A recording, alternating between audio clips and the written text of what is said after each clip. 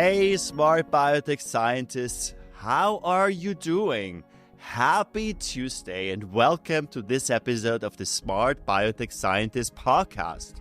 You may have the next blockbuster molecule in your pipeline, but if you fail to manage to produce reliably sufficient quantities for the clinical trials and the commercial supply, you're risking the success of the entire project.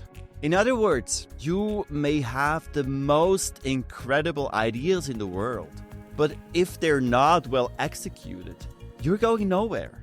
And you know, great firms execute and great entrepreneurs know how to get the right stuff done. I love what Tom Mockle said.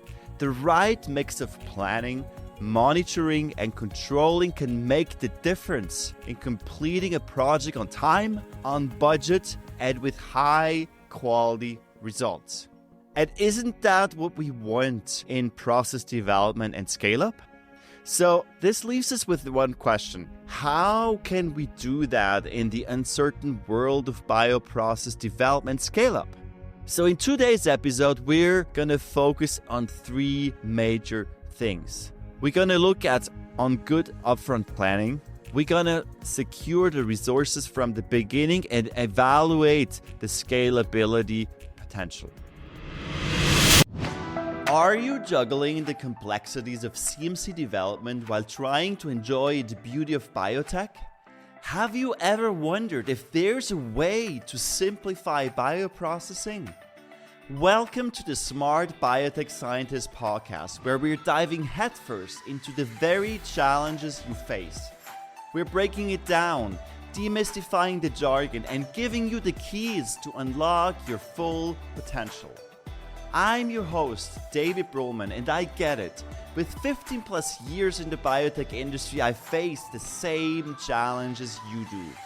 There's a way to simplify and streamline so you can remove complexity, you can skip trials and errors, deliver without delay your groundbreaking therapy to clinics and market, and still enjoy every single step. Do you want to learn how industry experts and I did it? Grab a cup of coffee and your favorite notebook and pen. Now is the time to take your bioprocessing game to the next level. Let's smarten up biotech.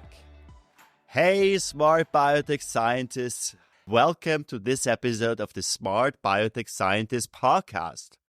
In the 1950s, Ford had a great car idea. They spent 10 years and $250 million in research and planning. They were so sure it would succeed. The company named the car after Henry Ford's son. It's no small honor. And it had one entire division of the company devoted to its creation. But if you've never heard of that name of the Ford Edsel, it's not a coincidence. Ford's team did extensive market research before it released the Edsel, even doing studies to ensure the car had the right personality to attract the ideal customer. But the project failed miserably. Ford Edsel is one of the most spectacular project failure examples in the automotive history. When all this was completed, and the car was unveiled in 1957, Ford had missed its chance. The market had already moved on to buying compact cars, which didn't include the Edsel.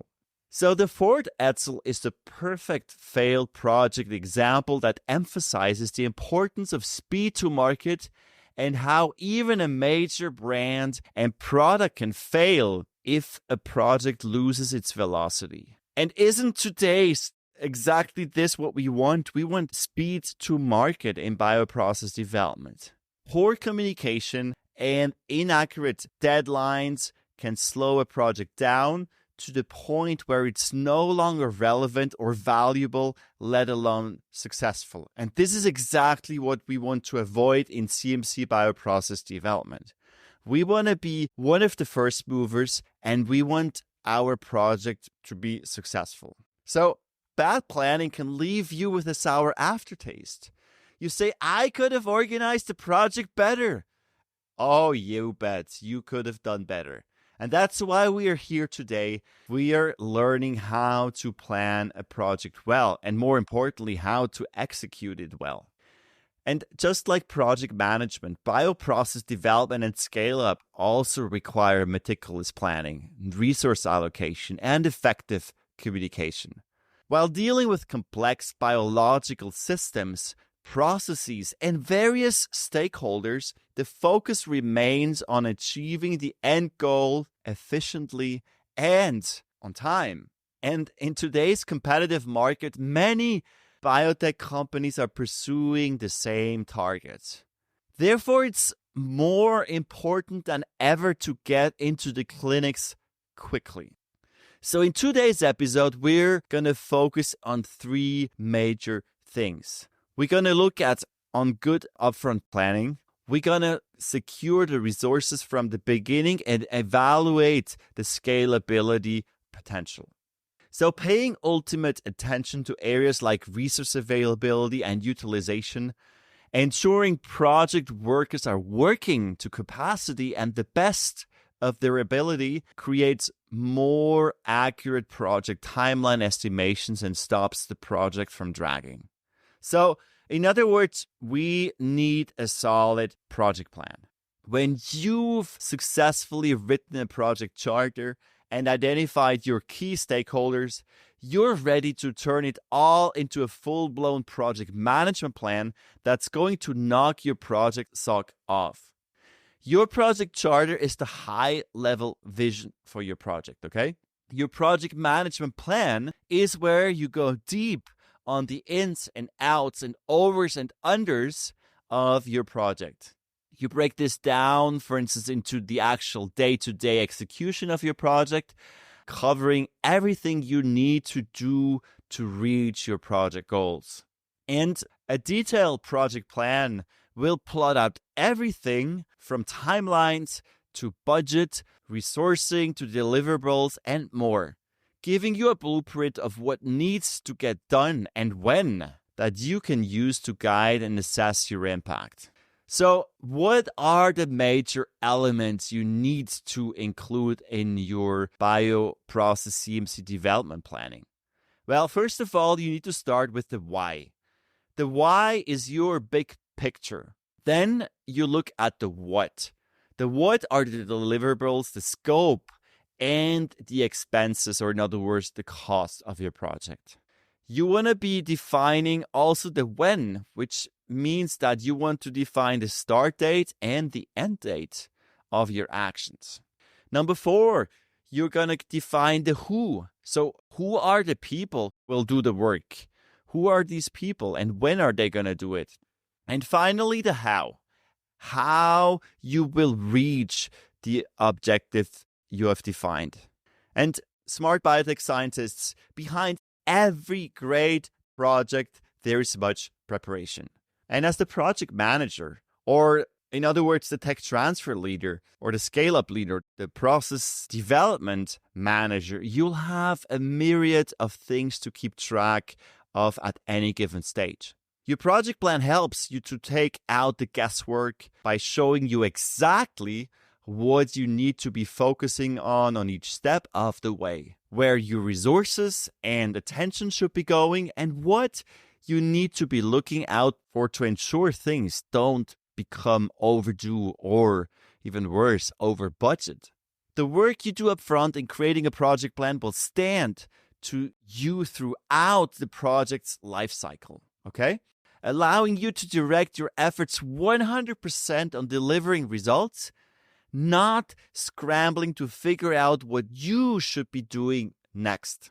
So you may be wondering, what are the benefits of such a detailed planning? Well, let me give you 5 benefits. First of all, good planning gives your project a baseline to work with. Good planning creates project alignment and removes confusion. It fully outlines the scope of the project. It allows for better resource project management. And it builds confidence in your project. Isn't that what we want? So before you start doing detailed planning, there are 5 things you must know. Number 1, identify the baselines for your project. So before you begin writing a project plan, you need to make sure you have the basics down. Start by identifying the baselines for the project scope, the schedule, and the cost, as the rest of your project planning will need to fit in around these constraints. You should already have roughly outlined these baselines in your project charter, if you've done the homework. But here is where you start to map them out and create accurate estimates.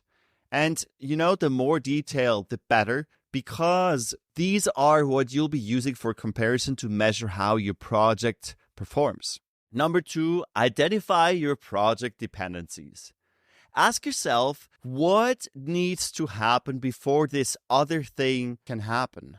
Identifying your project dependencies at the outset of your project means you can plan your timelines more efficiently and spot potential blockers up front, and ensure that you avoid unnecessary delays. Number 3, identify project stakeholders. And that's a big one, scientists, because we tend to think technology, and most of all, science, right? No. As scientists, we tend to forget the people factor. So listen, many projects fail because the project leader neglects stakeholders' interests and requirements. Let me repeat that. That most of the projects fail not because of a technical issue or scientific one. It's because the project leader neglects stakeholders' interests and requirements. So effective stakeholder management is instrumental in facilitating clear communication, aligning expectations, and fostering positive relationships. And that's even more important today as we are working around the globe in different cultures, even sometimes speaking different languages. This can substantially lead to enhanced project outcomes, including timely delivery and improved quality and increased stakeholder satisfaction. The influence of key stakeholders cannot be underestimated. Their decisions have the potential to make or break your project. Hence, it's absolutely essential to have a well-structured plan to identify their needs and engage with them effectively. Your stakeholder management plan should play a pivotal role in your overall project planning strategy. The 4th point is identify project milestones. What are the key markers of your project's progress? It can be a concrete deliverable, the end of a phase in a stage gate process, for instance, the end of phase 1, the end of phase 2, whatever milestones make sense to you. Breaking your project down into manageable chunks, each with a defined goal, helps to keep the team motivated, and it allows you to celebrate each achievement and signposts how the overall progress is coming along. And finally, number 5, identify roles and responsibilities. So once you start to get a big picture understanding of the needed work and the resources you have to complete, you can start deciding who should do what. Giving each item an owner is essential to getting things done. Because if you don't, and you may have experienced that, I have, if it's not clear, chances are that people won't do it because they think somebody else is going to do it, right? So that's why we need clear roles and responsibilities, because that's when we have no more, oh, was I supposed to do that? Once you identify who is responsible for what, you can ensure accountability and transparency. Hey, smart biotech scientists, that's a wrap for today's discussion. We are continuing our conversation on project management on Thursday, and please come back because I'm gonna give you 3 bonuses to take your project even to the next level. So thank you so much for tuning in. Let me know what you think about project management, your experiences, your thoughts. I love hearing from you. Just send me an email or you can reach me on LinkedIn. I look forward to hearing from you and I see you on Thursday.